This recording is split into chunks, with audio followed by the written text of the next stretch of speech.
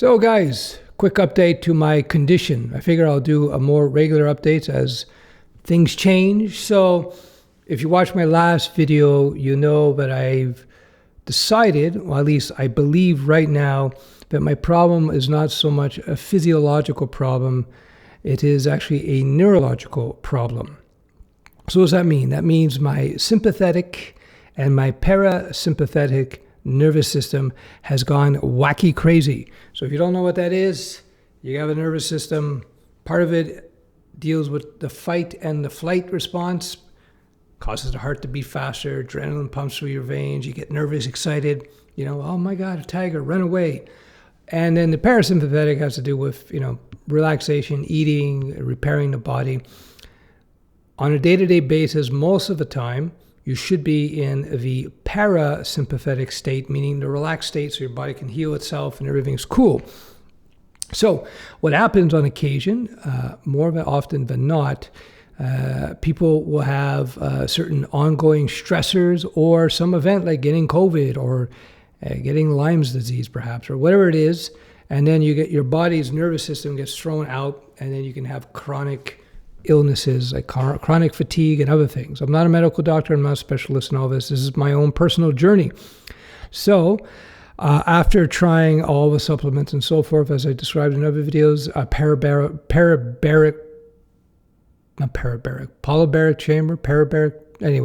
putting me in the Michael Jackson chamber where he pressurized me, didn't do anything for me. Anyway, I've since realized that I had to basically relax my brain to put it in a more precise, if you will, way. To put it in a more precise way, you have to basically tell my lower lizard and monkey brain that I'm no longer in danger. You see, the lower brain, the monkey brain, does not have the capacity for logic. Can't figure out anything logical. It only works through associations. It makes associations and it judges its environment accordingly. So for whatever reason, when my symptoms, dizziness, heart palpitating, neuropathy, which is basically pins and needles, these symptoms are a result of my brain thinking, my lower brain thinking, my monkey brain thinking, my lizard brain thinking that I'm in some sort of danger. So it was thrown off out of whack for who knows what reasons. I mentioned in a previous video, when I got back from the States, I had put on a bunch of weight. So I said, I'm going to go into fasting and intermittent fasting. And without much effort, I lost 20 pounds rather in a month. Not good, a little bit too fast. I don't know if that caused it or not.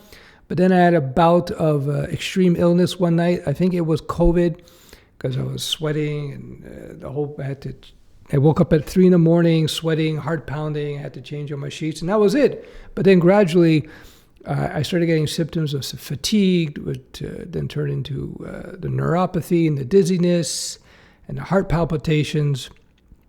And away you go.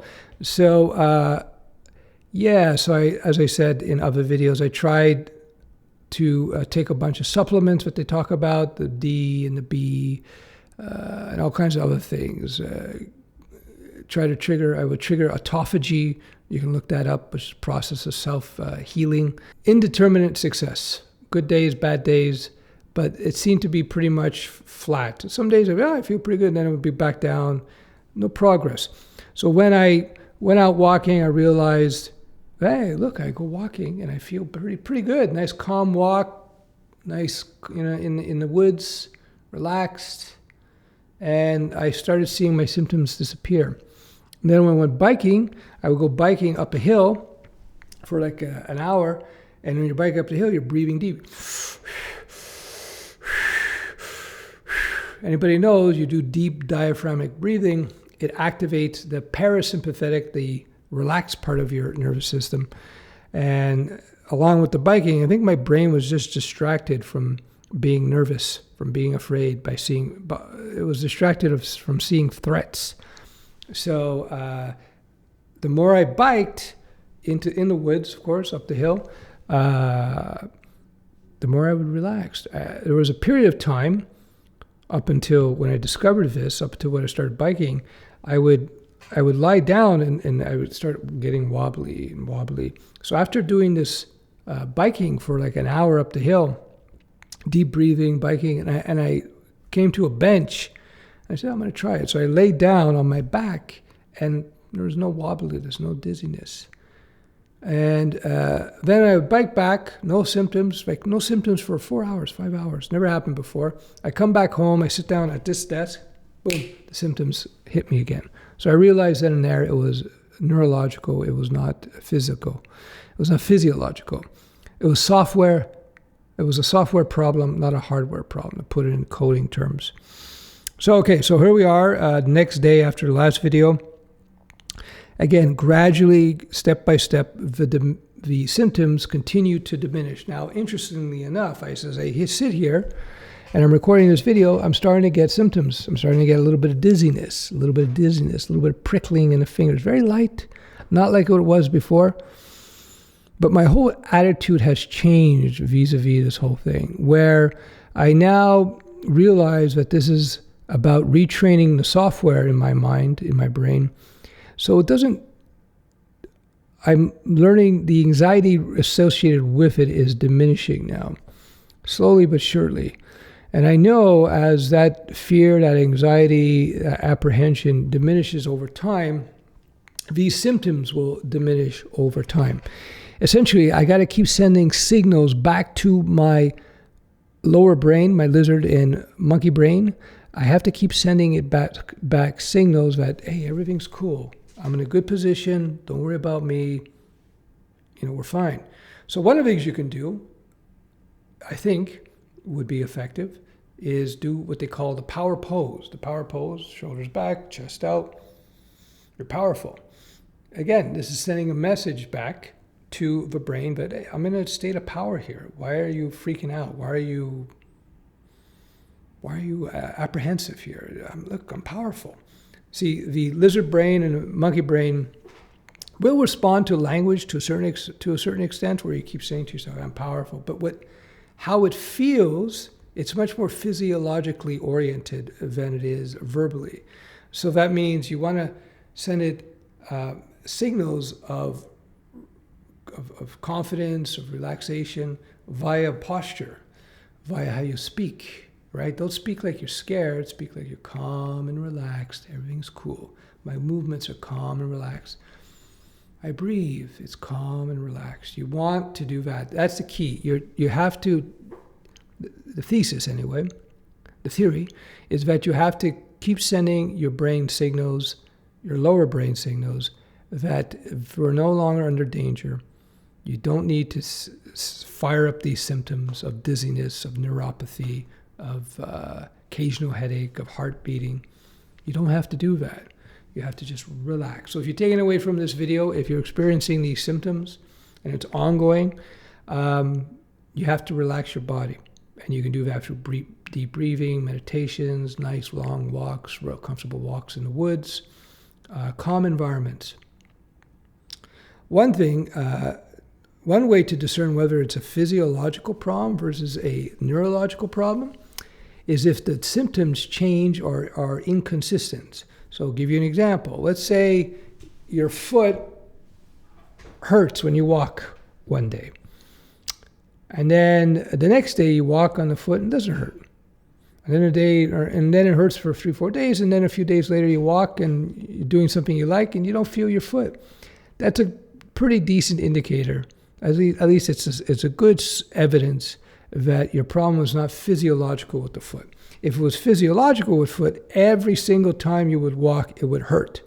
But if it's intermittent, comes and goes, that's more of a neurological thing. Now, something I teach in my Lizard Wizard course, where I teach you about the lizard brain, but I look at it from more of a point of view of behavioral modification and behavioral control. Now I'm kind of reaching into the physical aspect of it. What you need to do is you need to recreate or create new neural pathways through the techniques, some of the things I'm talking about, I just spoke about, and that will eliminate the pain. If you're in a state of a high arousal where the lizard the monkey is going nuts and throwing shit against the wall, then there's going to be, you're going to feel anxious. You're going to, and the longer this goes on, the stronger those neural pathways will become. So it's going to take a little longer to reverse it. So you want to start reversing it. So gradually, step by step, you want to create new neural pathways that are have no pain and you're relaxed. And you want to degrade the neural pathways that signal discomfort, pain, etc., anxieties. And that's just training.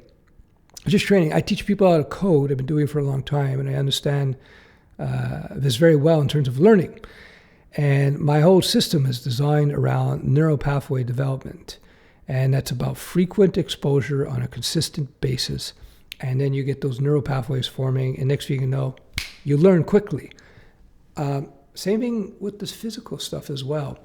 So I'll leave you with this. And again, in terms of the physicality, going this deep, this is something that I learned through martial arts and meditation decades ago, but I didn't understand fully the science behind it. So we would do, for example, in Zazen meditation, well, I remember my teacher would teach, I was 19 years old, and the teacher would say, okay, we're in our Seiza position, which is that traditional Japanese position, and we're sitting and we're like this, although the hand position is not super important, I don't think. Just relax, sitting, we're meditating, concentrating on the breath. And then the teacher would say, if you feel an itch, say you have an itch on your nose or whatever it is, just be mindful of the itch. Don't scratch. Just observe it, notice it. And sure enough, what would happen is the itch would disappear. So I was doing this training exercise yesterday, and they were doing mindfulness, I think they characterized it as. If there's enough interest in this video series, I'll map it out more clearly for you.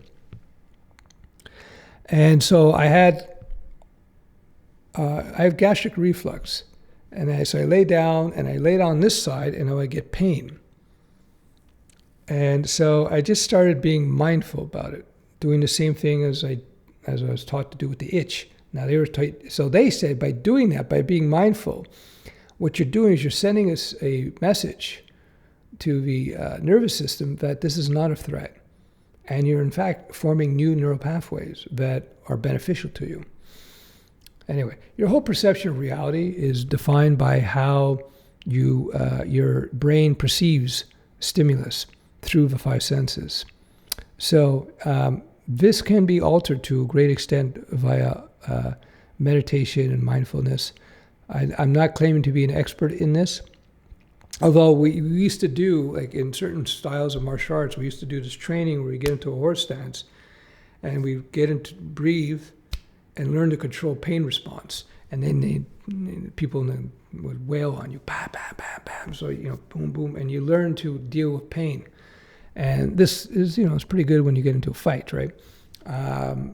So I did that kind of stuff, but hardly qualifies me as an expert in terms of this mind-body stuff. Anyhow, there you go. So if you're experiencing these type of symptoms ongoing, they fluctuate. It could be a neurologically based situation for you, as it is for me. And right now, I'm having success. I'm having symptoms, but they're diminished, and I'm able to control them through some of the exercise I mentioned, the mindfulness training, deep diaphragmatic breathing, long walks through the woods or in calm areas, bike riding. That works for me because heavy breathing, which is stimulating the vagus nerve. Another thing you can do is sing. Apparently, singing will stimulate that vagus nerve, that long nerve that I think it controls or has a great impact in terms of the parasympathetic, the relaxed part of your nervous system, which is what you want to trigger. So singing will do that. That's why the yogis, they go, oh, that kind of breathing, that kind of sound triggers it.